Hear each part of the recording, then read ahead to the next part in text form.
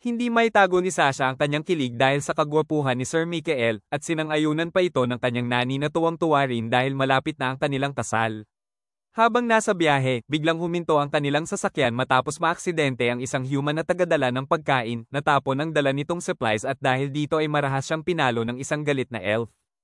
Nang tumingin si Sasha sa bintana, tila naaninag niya si Light.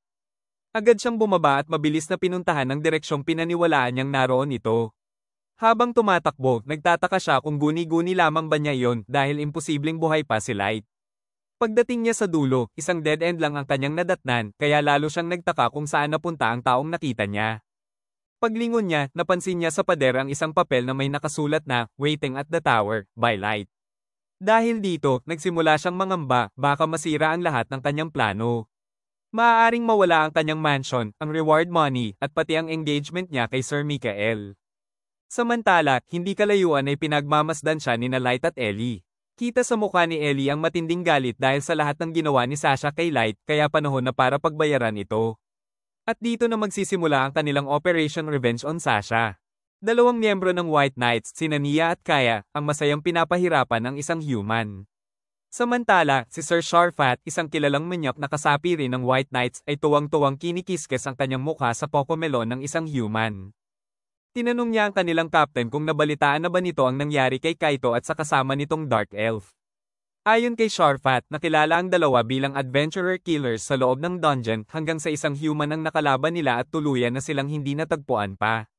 Dahil dito, sila ngayon ang naatasang mag-ayos ng problemang iyon. Napatayo naman si Mustay, isa pang miyembro ng White Knights, at sinabi niyang natural lamang na sa kanila ipagkatiwala ang ganitong misyon dahil dating miyembro ng Knighthood si Kaito. Ilang sandali pa, nagsalita ang kanilang captain ng isang mariing, "Silence." Biglang nag-iba ang aura ng buong paligid, isang ibon ang biglang namatay, at unti-unting nagsimulang manginig sa takot ang mga White Knights. Inutusan ng captain sina Nia at Kaya na itigil na ang pagpapahirap sa human. Sinabihan din niya si Mustay na isantabi ang pagiging mapanghusga bago pa ito magdulot ng problema sa tungkulin niya. Samantala, ang manyak na si Sharfat ay agad tinapos ang buhay ng human, at matapos nito ay mahigpit siyang pinaalalahanan ng captain na itigil na ang kanyang panandaliang relasyon sa mga human. Ipinaalala ng captain na ang mga elves ang nagtataglay ng pinakamalakas na dugo ng maestro, at ang White Knights ay binubuo lamang ng mga sub-maestro. Dahil wala pang bagong maestro ngayon, mariin niyang sinabi kay Sharfat na huwag gumawa ng kahit anong ikasisira ng kanilang reputasyon. Ngunit walang pakialam si Sharfat, at sagot niya, huwag umanong mag-alala ang captain dahil hobby lamang ang ginagawa niya. Tumayo na ang captain at inanunsyo na nalalapit na ang paglabas ng royal orders tungkol sa ginawa ni Kaito. Binanggit niyang mayroon silang tungkuling dapat ayusin at hindi na dapat maulit pa ang insidenteng iyon. Habang mahimbing na natutulog si Sasha, nagising siya dahil sa malakas na ingay. Mula sa kanyang bintana, nakita niyang may isang malaking tower na biglang lumitaw sa gitna ng kagubatan at makikitang si Ellie ang may kagagawan nito. Pagkakita niya sa tower, agad niyang naalala ang mensaheng iniwan ni Light sa pader at nagsimulang kabahan. Samantala, sa loob ng kagubatan, isang elf na may dalang mga batang human ang napahinto ng isang nakakatakot na halimaw ang tumambad sa kanilang harapan. Naguluhan ng elf kung bakit may halimaw sa lugar na iyon at dahil sa matinding takot ay mabilis itong tumakbo. Naiwan naman ng mga bata na nanginginig sa sobrang takot habang nakatitig sa malabangungot na nilalang. Sa isang resto bar, kumalat ang balita tungkol sa halimaw na nagpapakita sa kagubatan, dahilan upang maantala ang mga delivery at paglalakbay ng mga tao. Dahil dito, naglabas ang Queendom ng opisyal na poster, kung sino man ang makapagbibigay ng impormasyon tungkol sa misteryosong tower ay makatatanggap ng malaking reward. Habang pinagmamasdan ng mga adventurer ang poster, dalawang manyak na elves ang agad na nagka-interes kay Nemumo. Nilapitan nila ito at niyaya na makipag-party, sabay pa ang panglalait dahil may human itong kasama. Mariing tinanggihan iyon ni Nemumo at sinabing si Lord Dark lamang ang master na kanyang pinaglilingkuran. Dahil dito, nagalit ang isa sa mga manyak at nagtangkang suntukin si Light. Ngunit bago pa siya makalapit, isang thunder arrow ang agad na tumama sa harapan niya, pinakawalan mismo ni Light bilang babala. Dahil sa ginawa ni Light, agad siyang nakilala ng iba't ibang races na naroon.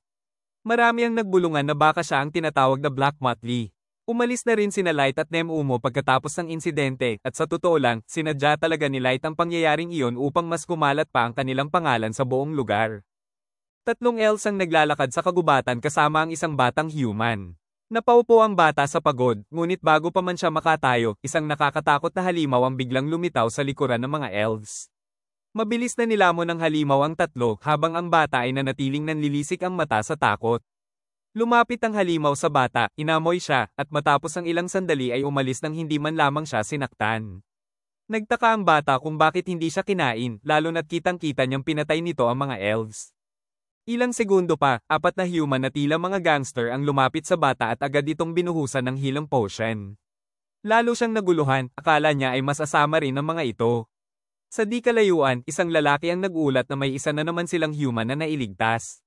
Doon natin nalaman na ang 5 ay mga tauhan pala ni Aoyuki. Samantala, kinamusta ni Ellie si Aoyuki dahil yon ang unang beses na sabay-sabay itong kumontrol ng napakaraming halimaw. Sumagot si Aoyuki ng isang simpleng, meow, na ang ibig sabihin ay oo. Pero hindi pa rin kumbinsido si Ellie kung talagang okay lang si Aoyuki matapos ang matinding paggamit ng kanyang abilidad. Napansin ni Aoyuki ang pag-aalala ni Ellie kaya marahan nitong sinabi, wala kang dapat ipag-alala. Hindi natin kailangang lumampas pa sa inaasahan sa atin ni Master Light. Ginagawa natin ang lahat para sa kanya, nabubuhay tayo para sa kanya, lumalaban para sa kanya. At kung kailangan nating isakripisyo ang ating buhay, gagawin natin yon.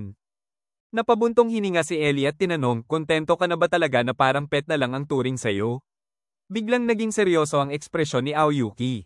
Makita lang kitang sinusubukan pang unawain ang kalooban ng ating master, gusto kitang patayin, matigas nitong tugon. Dahil dito, nag-init ang tensyon sa pagitan nila.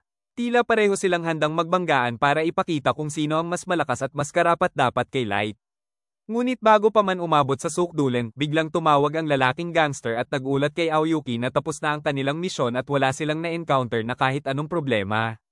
Sa puntong iyon, sinabi ni Ellie na mukhang wala na nga siyang dapat ipag-alala at mabilis namang nagkasundo ang dalawa na para bang walang nangyari. Samantala, labis nang naguguluhan si Sasha. Hindi niya alam kung ano ang dapat gawin dahil ang kagubatan ay napuno ng mga halimaw na may mahigit level 1000 at imposibleng mapuntahan niya ang tower ng mag-isa. Hindi rin niya maaaring sabihin ito sa White Knights dahil tiyak na malalaman nilang buhay pa si Light, isang bagay na ikapapahamak niya. Sa kabilang banda, isang mahalagang pagpupulong ang nagaganap hinggil sa misteryosong tower na biglang lumitaw sa gitna ng kagubatan. Pinag-uusapan ng pagpapadala ng kanilang pinaka-elite na warriors upang supulan ng banta bago pa ito makaapekto sa publiko. Tinanong ng isang matandang opisyal ang Chancellor tungkol sa opinyon ng Captain ng White Knights, si Sir Hardy.